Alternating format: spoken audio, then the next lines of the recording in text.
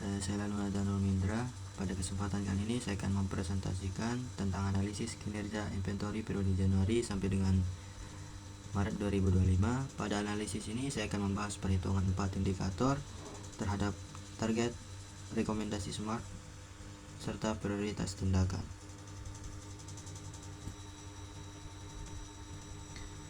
Selanjutnya, adapun agenda dari materi ini yang akan kita bahas yaitu yang pertama ada perhitungan, yang kedua tabel gap atau perbandingan dengan target, yang ketiga rekomendasi SMART, yang keempat matriks prioritas dampak atau usaha.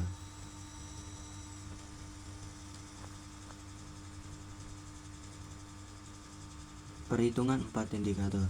Berdasarkan data Januari sampai dengan Maret 2025 terdapat 4 indikator utama.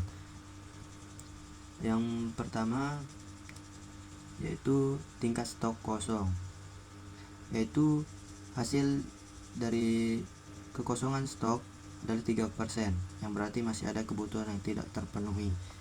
Yang kedua ada inventory, yaitu mengukur seberapa cepat perputaran stok. Hasilnya adalah 12 kali, yang menunjukkan perputaran stok cukup baik. Yang ketiga yaitu waste ratio, yaitu rasio obat rusak atau kadaluarsa. Hasilnya 3%, menunjukkan masih ada pemborosan. Yang terakhir atau yang keempat ada akurasi stok, yaitu kesesuaian antara stok fisik dan sistem. Hasilnya 90%, artinya masih ada ketidaksesuaian data stok. Adapun tabel gap, perbandingan dengan target.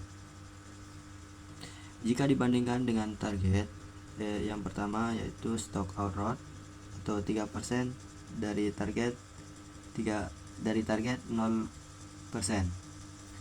sama dengan tidak tercapai. Yang kedua ITR 12 kali dengan target 10 kali. Status tidak tercapai. Akurasi yang terakhir, akurasi stok dengan 90%, target kurang dari 95%. Status tidak tercapai. Dari sini terlihat bahwa hanya ITR yang sudah memenuhi target, sedangkan indikator lain masih perlu diperbaiki. Yang selanjutnya rekomendasi SMART. Berdasarkan hasil analisis, fokus perbaikan ada pada akurasi stok dan stock out. Adapun rekomendasi SMART adalah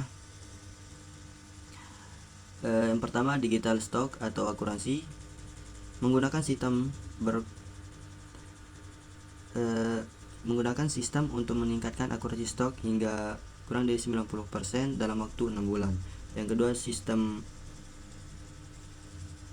waste, membuat notifikasi untuk obat yang mendekati kadaluarsa serta menerapkan metode FEFO agar waste ratio turun menjadi kurang dari 2%. Yang ketiga ada stock out, menyelesaikan kembali stok minuman dan membuat kinerja sama dengan supplier cadangan agar stock out bisa ditekan menjadi 0%. Yang selanjutnya matriks prioritas dampak PS usaha. Berdasarkan analisis dampak dan usaha, yang pertama prioritas buffer stock, dampaknya tinggi dan usaha rendah, prioritasnya bisa segera dilakukan. Dampak tinggi dengan usaha relatif rendah bisa diimplementasi dengan cepat. Yang kedua sistem early warning, dampaknya sedang dengan usaha sama-sama sedang, prioritas perlu disiapkan dengan sistem proses namun dampak cukup signifikan. Yang terakhir digitalisasi, dampak tinggi namun usaha juga tinggi, investasi jangka panjang dengan implementasi lebih besar namun berdampak dengan jangka panjang. Jadi langkah pertama yang harus dilakukan adalah perbaiki buffer stock.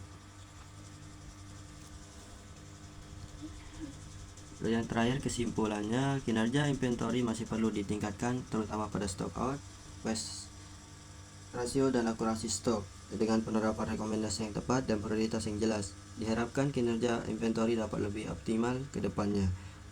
Sekian yang dapat saya sampaikan. Terima kasih atas waktunya. Assalamualaikum warahmatullahi wabarakatuh.